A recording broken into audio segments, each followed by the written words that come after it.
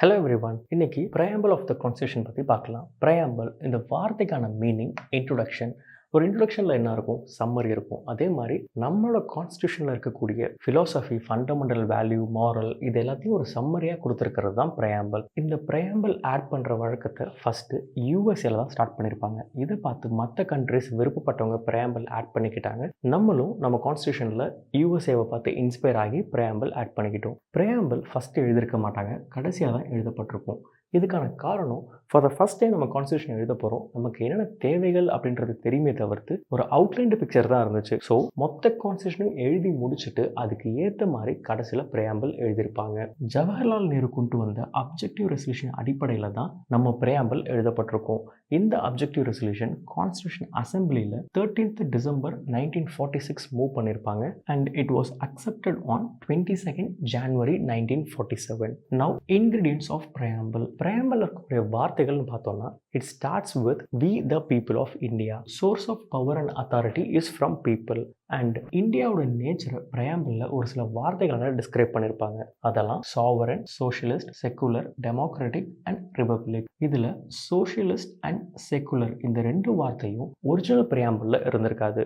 42nd constitutional amendment act 1976 மூலமா தான் add பண்ணியிருப்பாங்க. இது கூடவே இன்டெகிரிட்டின்ற வார்த்தை ஃப்ரெட்டர்னிட்டிக்கு கீழே யூனிட்டி ஆஃப் த நேஷன் இருந்திருக்கும். அந்த யூனிட்டி கூட unity and integrity of the nation சொல்லி சேஞ்ச் பண்ணியிருப்பாங்க.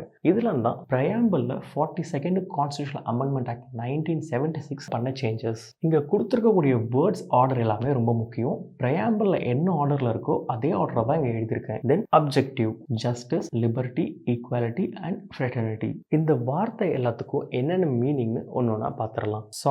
சாவரன்னா இண்டிபெண்டன்ட் ஸ்டேட். நம்ம எந்த ஒரு கண்ட்ரியை டிபெண்ட் பண்ணியோ இல்லை இன்னொரு கண்ட்ரியோட டொமினியனாவோ இல்லை, நம்ம ஒரு தன்னிச்சையான நாடு. அதனால நம்மளோட முடிவுகள்லையும் எந்த ஒரு எக்ஸ்டர்னல் இன்ஃப்ளூயன்ஸும் இருக்காது. அது இன்டர்னல் அஃபேராக இருக்கட்டும் இல்லை எக்ஸ்டர்னல் அஃபேராக இருக்கட்டும், நமக்கான முடிவை நம்மளே தான் எடுப்போம். தென் டெரிட்டரி கான்செப்ட்ல பார்த்தோம்னா, ஒரு இண்டிபெண்டன்ட் ஸ்டேட்டா நம்ம எந்த ஒரு இடத்த அக்வயர் பண்ணவும் முடியும் அண்ட் சீட் பண்ணவும் முடியும். சீட்னா நம்ம கிட்ட இருக்க நிலப்பரப்பை இன்னொரு ஃபாரின் கண்ட்ரிக்கு கொடுக்கறதுக்கான முழு அதிகாரமும் நமக்கு இருக்கு. Next word socialist. இதுல ரெண்டு டைப் இருக்கு. டெமோக்ராட்டிக் சோஷியலிசம் இருக்கு, கம்யூனிஸ்ட் சோஷியலிசம் இருக்கு. கம்யூனிஸ்ட் சோஷியலிசம் ஸ்டேட் சோஷியலிசம்னு கூப்பிடுவாங்க. டெமோக்ராட்டிக் சோஷியலிசம்ல மிக்ஸ்ட் எக்கானமி, அதாவது ஸ்டேட் அண்ட் பிரைவேட் பார்ட்டிஸ் ரெண்டு பேருமே இருப்பாங்க. வேறஸ் கம்யூனிஸ்ட் எக்கானமில பார்த்தோம்னா ஸ்டேட் மட்டும் தான் இருப்பாங்க. அவங்களே தான் ப்ரொடக்ஷன், டிஸ்ட்ரிபியூஷன் எல்லாத்தையும் ஹேண்டில் பண்ணுவாங்க. அண்ட் நம்மளோட கான்ஸ்டியூஷன்ல 42nd கான்ஸ்டியூஷனல் அமெண்ட்மெண்ட் ஆக்ட் மூலமா எக்ஸ்பிளிசிட்டா சோஷியலிஸ்ட்ன்ற வார்த்தையை தெரிவிச்சிருந்தாலும், இதுக்கு முன்னாடியே நம்ம கான்ஸ்டியூஷன் ரைட்டர்ஸ் நிறைய சோஷியலிஸ்ட் பிரின்சிபலை நம்ம கான்ஸ்டியூஷன்ல இன்கார்பரேட் பண்ணியிருப்பாங்க. அதுல முக்கியமா DPSP, directive principles of state policy. இதுல கொடுத்துருக்கூடிய விஷயங்கள் எல்லாமே கவர்மெண்ட் அவங்க பாலிசி மேக்கிங்ல அப்ளை பண்ணாங்கன்னா ஒரு சோஷியலிஸ்ட் கண்ட்ரியா மூவ் ஆகிறது டுவர்ட்ஸ் அ வெல்ஃபேர் ஸ்டேட்டா கொண்டு போறதுக்கு உதவும். ஸோ நம்ம ஆல்ரெடி இந்த சோஷியலிஸ்ட் கான்செப்ட்ஸை டிபிஎஸ்பி மூலமா என்ஷூர் பண்ணியிருக்கோம். இந்த டெமோக்ராட்டிக் சோஷியலிசமோட எய்மா சுப்ரீம் கோர்ட் ஒரு சில விஷயங்கள் சொல்லியிருப்பாங்க. அதாவது to end poverty, to end ignorance. இக்னோரன்ஸ்னா அறியாமைன்னு அர்த்தம். To end disease, to end inequality of opportunity. And நம்மளோட சோஷியலிசம் கான்செப்ட் எல்லாமே பார்த்தீங்கன்னா காந்தியன் சோஷியலிசம் ஐடியாலஜியை சார்ந்தே இருக்கும். Next word secular. இந்த செக்குலரிசம் நம்ம கான்ஸ்டியூஷனில் ஃபண்டமெண்டல் ரைட்ஸில் இருக்கக்கூடிய ஆர்டிகல் 25லேருந்து 28 செக்யூர் பண்ணுது. செக்குலரிசம்லையும் ரெண்டு கான்செப்ட் இருக்கு. ஒன்று வெஸ்டர்ன் கான்செப்ட், இன்னொன்று இந்தியன் கான்செப்ட். வெஸ்டர்னில் பார்த்தீங்கன்னா ஸ்டேட்டுக்கும் ரிலிஜனுக்கும் எந்த சம்மந்தமும் இருக்காது, ரெண்டு பேரும் கம்ப்ளீட்லி செப்பரேட்டட். வேறஸ் இந்தியன் கான்செப்ட்ல பார்த்தோம்னா all religion are equal, irrespective அவங்க மைனாரிட்டியாக இருக்கலாம், மெஜாரிட்டியாக இருக்கலாம், அவங்க நம்பர்ஸ் அடிப்படையில் இல்லாமல் அத்தனை ரிலிஜனும் கவர்மெண்ட்டுக்கு ஈக்குவல் தான். நெக்ஸ்ட் டெமோக்ராட்டிக்ல ரெண்டு டைப் இருக்கு. ஒன்று டைரக்ட், இன்னொன்று இன்டைரக்ட். டைரக்ட் டெமோக்ரஸினா பீப்புள் பார்ட்டிசிபேஷன் டைரக்டாகவே இருக்கும் in policy making. Whereas in indirect democracy பீப்புளால் தேர்ந்தெடுக்கப்பட்ட ரெப்ரஸன்டேட்டிவ்ஸ் தான் அந்த வேலையை பார்ப்பாங்க. டைரக்ட் டெமோக்ரஸியில் முக்கியமாக ஒரு 4 இன்ஸ்ட்ருமெண்ட் இருக்கு. Referendum, plebiscite, initiative, recall. இந்த ரெஃபரண்டம் அண்ட் பிளெபிசைட்டுக்கு எக்ஸாக்டாக என்ன டெஃபினேஷன் அப்படின்றது கரெக்டாக கிடைக்காது. இதுக்கான காரணம், இதை ஃபாலோ பண்ணக்கூடிய கண்ட்ரிஸ் ஒருத்தங்க ஒரு மாதிரி டிஃபைன் பண்ணியிருக்காங்க. ரெஃபரண்டம்னு எடுத்துக்கிட்டோம்னா லெஜிஸ்லேஷனை டைரெக்டாக பீப்புள் கிட்டே கொடுத்து அவங்கள ஓட் பண்ண சொல்கிறது. அண்ட் பிளெபிசைட்டும் கிட்டத்தட்ட அதே மாதிரி தான், ஒரு ஒப்பீனியன் கலெக்ஷனுக்காக யூஸ் பண்ணக்கூடிய ஒரு இன்ஸ்ட்ருமெண்ட்.